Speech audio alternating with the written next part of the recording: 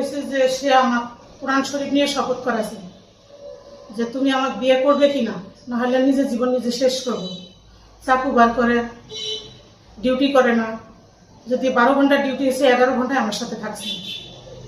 মোবাইলে কথা বলছে, মোবাইলে কথা বলছে, আর কি সবকিছুই হয়েছে আমাদের ভিডিওতে সব হয়েছে।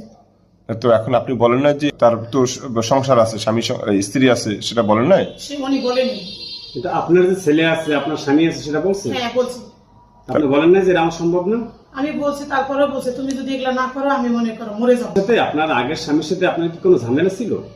ঝামেলা উনি সম্পর্ক করার পরে করছিলাম। এর আগে তো ছিল না? না, এর আগে তো সুখী শান্তিতেই ছিলেন। সুখেতে ছিলাম, কিন্তু এই 26 মাস ধরে ওর সাথে মনে করো কথা বলার পর থেকে আমার সংসারে অনেক কষ্ট শুরু হয়েছে যে সে আমার কোরআন শরীফ নিয়ে শপথ করাছে যে তুমি আমাকে বিয়ে করবে কিনা, না হলে নিজের জীবন নিজে শেষ করবো।